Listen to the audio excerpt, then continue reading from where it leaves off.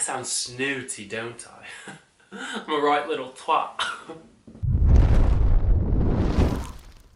What's up crew, Andrew O'Malley back with a new video, and I am super excited because at long last, after months and months of preparation, I am unveiling my new channel direction. I'm calling this Psychomastery. And the premise is simple. Each month I'll learn one new skill. My goal is to give you a little snapshot of what it takes to learn new skills and embrace different cultures, lifestyles, and challenges. And after a few not so successful attempts at trying to create content in this direction, I think I've finally discovered a formula that works for me. For my very first public video, I've decided to flex my accent muscle. That's right, I'm going to be learning the British accent. Specifically London, England. Why? Because they originated the language. Before we get any further, make sure to like and subscribe to my channel, hit the notification bell to stay tuned for more great content just like this. So like I said, I had a few roadblocks figuring out exactly how to learn something and put it on camera and not making super dry. So this is the second skill and fourth overall video I've filmed for Psychomastery because the other ones just didn't work. Each skill I'm going to put forward 20 hours. And I'm going to take these 20 hours, spread them out in 45-minute sessions. That equals about 27 different days over the course of 1 month. As of yesterday, I hit hour 20 for my British accent. For a little bit of context, I'm Canadian. You might notice when I say words like about, or nice, or I don't know, whatever else Canadians say. Hey? But yeah, I don't have any accent training. I'm not an actor. YouTube doesn't count. Starting the challenge, I felt nervous but excited. And if it all just falls to crap, maybe I'll use my cat to make me famous. Who knows? So to start off learning a new accent, I did what anyone else of my generation would do. I Googled it. I looked for strategies that other people have used, a lot of actors specifically, to learn the British accent, make it fluid and natural sounding. So on day one, I wanted to learn how to pronounce each of the sounds just right. The main differences were the vowels and the letter R and the letter T. Obviously the vowels are different, they're more longer. For the R in certain words, it's just not there, so you take it out. And then the T is the opposite. So compared to North Americans, you really pronounce the T. From this challenge, I learned it's important to over-enunciate, especially when you're starting, because your voice is so used to speaking in one way, so you really need to train it that that's not the only way. You need to be more flexible. Also, this is completely side note, but I discovered Henry Cavill was British and gorgeous, and we have the same birthday. So that was like a triple discovery. Henry, if you're watching, I'm single. I did a little recreational practice and I started watching Misfits again. I watched the first 3 seasons and I love that show. Go check it out. It's crass, it's raw, it's hilarious. So here is the final result after 20 hours. 20 hours? Okay, I got distracted sometimes and I just watched Little Mix interviews. But this is my new accent. Hello, my name's Andrew. Do I sound different? Oh my god, you might see a lot of jump cuts. That's because I'm not perfect, so I'm probably going to be cutting out the not so good parts. But I'm a little nervous. I feel so evaluated, you know.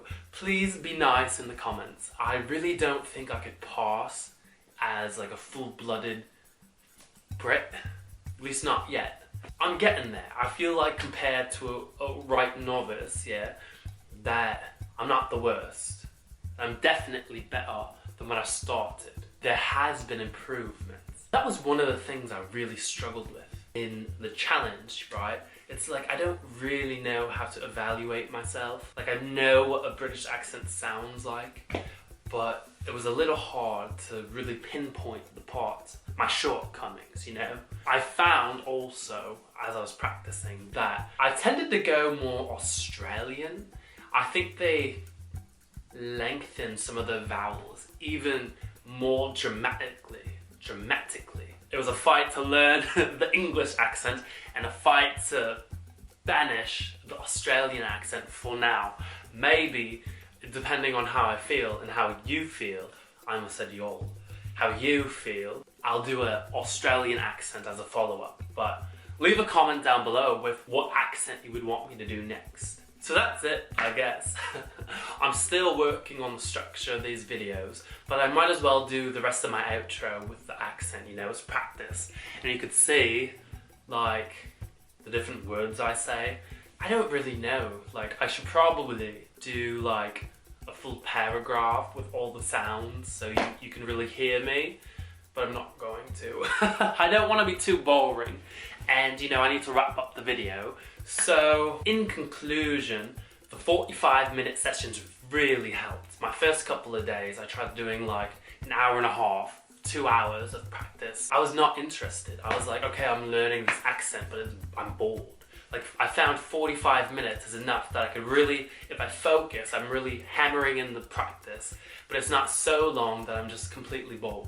Also, in Misfits, it's a little bit of a catch, yeah. So they help me just kind of be more fluid and more natural in the way I talk. Not right now, but at times I was emulating Curtis. I think I've moved more to the way Alicia talks, which is a little funny. But I guess she could be my sister, so it makes sense in that way. But the main character, Nathan, he's actually Irish. See, I think even the way I say Irish is with the Irish accent. So he threw a bit of a wrench in me plans. If you want to learn, focus on your vowels, focus on the diphthongs, and slang was a big one. I almost completely forgot about slang. I got like halfway through the challenge and I realized, yeah, that people don't talk proper in real life, like on the street. So you need to know the things like, well, the first thing that came to my mind was shagging. But even things like in the boot of the car or the trolley, you know, rubbish, all these things, it's part of the culture. And that leads me, near the beginning of the challenge, I learned about the history of the UK, and it was fascinating. That comes back to the roots of what I want for Psychomastery, yeah? Like, I want it to be learning and embracing cultures and people, not just isolated skills. Like, I want to really give people a whole picture. So I'm happy with where this ended up, you know. I'm not completely British. I'm not going to be fooling people who are from the place, yeah. I might fool a few people who are here. I know I called it Psychomastery, but the point isn't to become an expert. The point is to be more than you were before and to build your skills. If you want some of the tips that I have used to learn this accent and to get to where I am today, look down below in the comments. There is a link to a PDF where you can find the different resources that I use to learn the accent. Also, if you want to be a part of a community of self-learners, come join my Facebook group. It's empty at the time. I'm filming, I'll be honest, I'll really be honest with you.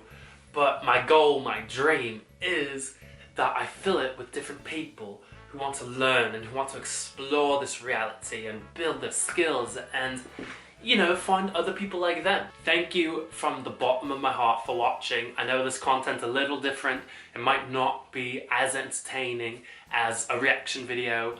I'm not sure that many people are going to watch it, but I'm really passionate about creating these types of videos, and it's not for the views, it's for, you know, my own kind of journey. So thank you if you've watched this far, thank you so much. Stay tuned for another video like this, like, subscribe. I'll see you in the next one, and remember, above all else, you are enough. Mwah. Cheerio. Do British people ever just talk and listen to themselves? People who want to learn new skills and embrace new culture. So sometimes this accent just makes me laugh.